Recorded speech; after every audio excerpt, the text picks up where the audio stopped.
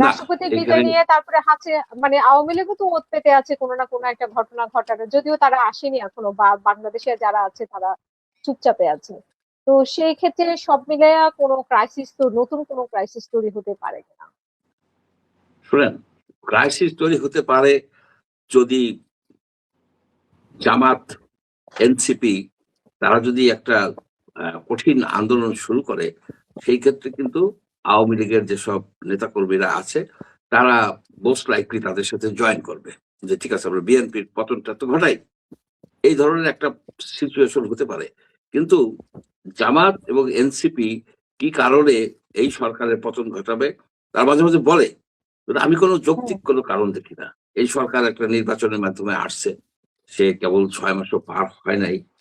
আহ, তার পারফরমেন্স আমাদের এভালুয়েট করতে হবে এবং তাকে একটু সুযোগও দিতে হবে। কারণ আপনার সেই 10-15 বছরের যে অব্যবস্থাপনা, যে দুর্নীতি, যা কিছু হয়েছে, সেগুলিকে একটা স্টাবিলাইজ করাটা সহজ ব্যাপার হবে না। এবং সেই ক্ষেত্রে সরকারের কিছু দুর্বলতাও আছে।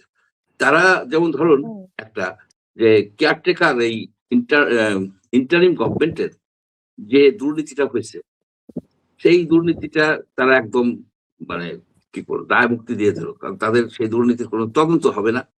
এই হামের যেটা হয়েছে সেটা নিয়ে যে একটা তদন্ত করা, সেটাও হতে পারতেছে না। অর্থাৎ তারা সম্পূর্ণভাবে স্কট ফ্রি বলতে যা বলা যায়, একেবারে মুক্ত বিহঙ্গ হয়ে গেছে।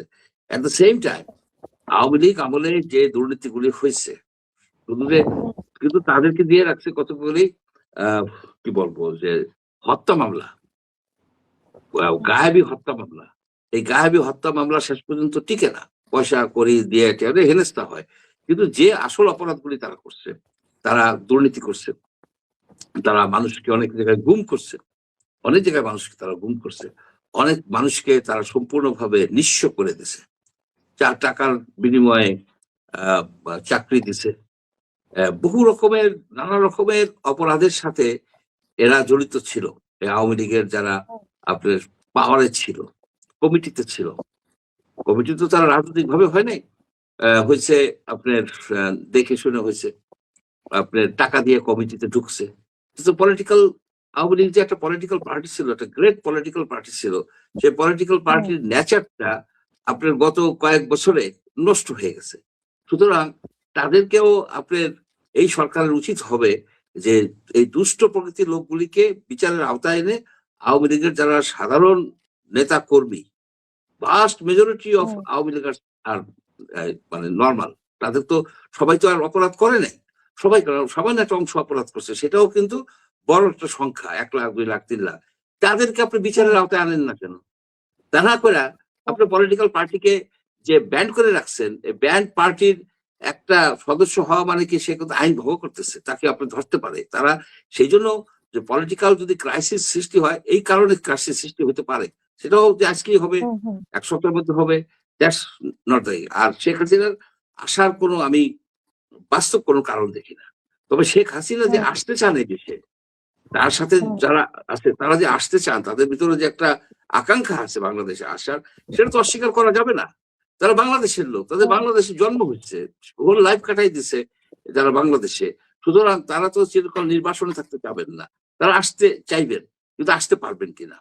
গত 100 বছরের ইতিহাসে দেখা যায় নাই যে কোন ডিকটেটর, শেখ হাসিনা নিঃসন্দেহে একজন ডিকটেটর ছিলেন, ডিকটেটর একবার যদি এক্সাইলে যায়, ডিক্টেটরদের সাধারণত মৃত্যু হয়ে যায়, দেশের ভিতরে মৃত্যু হয়, তাদের হুম। শর্ট সামারি ট্রায়াল করে মেরে ফেলানো হয়।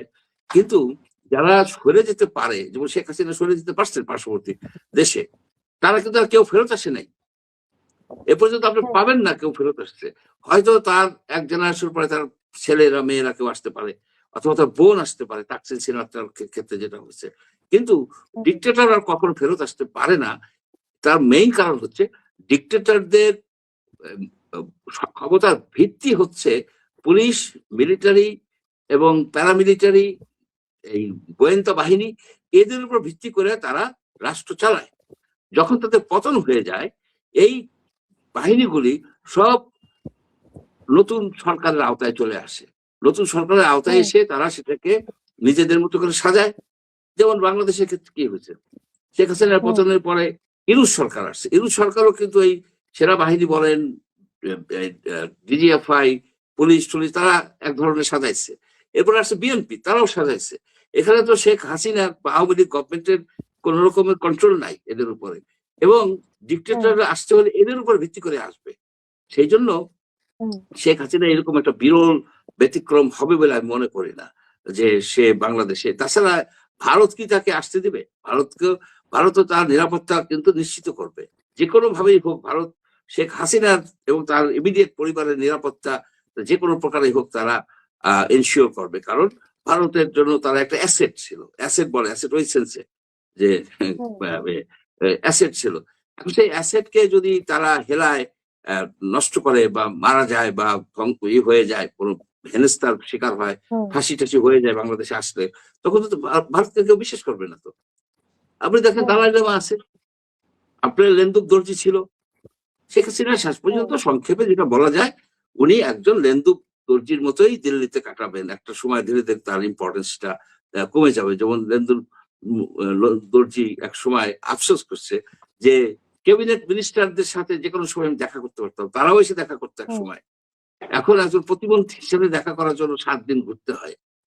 এটাই হচ্ছে বাস্তবতা। এই বাস্তবতা মেনে নিতে হবে। এখন ভারত নিজেই তো একটা চাপের মধ্যে আছে। তো এই চাপটা যদি আরো বা হাসিনার মতো পরিণতি হয়, তাহলে তখন সিচুয়েশনটা কি হবে? মানে ভারতে তো এখন তোলপাড় চলছে।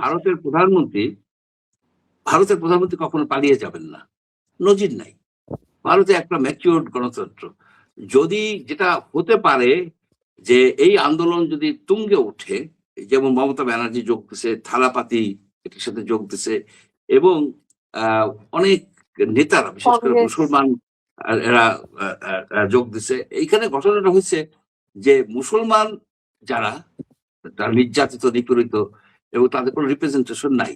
আপনার বিজেপির একটা সংসদ সদস্য মুসলমান না, এমনকি নমিনেশন দেয় নাই। একটা মন্ত্রী প্রতিমন্ত্রী কেউ মুসলমান না। সুতরাং মুসলমানরা একটা অবহেলিত জনগোষ্ঠী, এবং তাদের সংখ্যাও তো 30-35 কোটি হবে। অ্যাট দ্য সেম টাইম দলিতরা, যে সারা ভারতের কাশ্মীর বাদে সকল রাষ্ট্রে কম বেশি দলিত আছে, বিশেষ করে আপনার উত্তরপ্রদেশ, বিহার, ঝাড়খণ্ড, এসব জায়গায় ব্যাপক সংখ্যক লোক আছে দলিত, যারা নির্যাতিত হয়েছে। ইতিহাস বলে হাজার হাজার বছর ধরে তারা নির্যাতিত, নিপীড়িত। তাদের কোনো অধিকার এখনো তাদের তেমন অধিকার নাই। এইখানে আন্দোলনটার মূল বিষয়টা হচ্ছে মুসলমানরা আর দলিতরা এক হয়ে গেছে। এটা একটা বিরাট পলিটিক্যাল ফোর্স এবং সামাজিক শক্তি। এইখানে এইটার পরিপ্রেক্ষিতে এটা যেভাবে বাড়তেছে, যদি আপনার তেলেঙ্গানা যে পার্টিটা আছে টিডিএস এবং বিহারের যে জনতা পার্টি, যাদের সাথে কোয়ালিশন করে এই মোদী সরকার টিকে আছে, এরা যদি কোয়ালিশন থেকে সরে যায়, তাহলে আস্থা ভোট হলেই আপনার মোদী সরকারের পতন ঘটবে। তখন নেক্সট ইলেকশন দেবে। এই না যে চারিদিকে ঘেরাও করে রাষ্ট্রপতি ভবন টবন মানে ঘেরাও করে সব লুটপাট করবে, এগুলি ভারতে হবে না। কিন্তু সরকার পতন হয়ে যেতে পারে। In that case it's a possibility, remote possibility, কিন্তু এটা হওয়ার সম্ভাবনা আছে। কিন্তু যে পালিয়ে যাবে দিল্লি যায় ইসের থেকে, সে কোথায় নেবে? এখন যদি মোদী বাংলাদেশে এসে আশ্রয় নেয়, শেখ হাসিনা ভারতে আশ্রয় থাকে, তাহলে তো একটা বিরাট নাটকের মতো হবে। সে যাবে কোথায়? সে যাবেই বা কেন? এটা হবে না। কিন্তু সমস্যা হবে যদি মোদীর পতন হয়। মোদীর যদি পতন হয়, তাহলে এই যে আমাদের যারা বাংলাদেশ থেকে গেছে, তাদের কিন্তু খুব খারাপ অবস্থা হবে। যেটা হয়েছিল যে বঙ্গবন্ধুর মৃত্যুর পরে কাদের সিদ্দিকীরা গেছিল, অনেকেই গেছিল। যখন আপনার ওইখানে কংগ্রেসের পরে প্রধানমন্ত্রী হলেন দেশাই হওয়ার পরে, তারা কিন্তু জিয়াউর রহমানের সাথে তাদের সম্পর্ক ভালো ছিল, এবং কাদের সিদ্দিকীকে তো তারা হ্যান্ড ওভার করে দিতে চেয়েছিল। পরে সামহ বা রক্ষা পরস্কে প্রমোদ মুখার্জি তাদেরকে রক্ষা করছে। তো সেই রকম সিচুয়েশন হয়তো হবে না, কিন্তু they will be in under tremendous pressure যদি মোদী না থাকে ক্ষমতায়।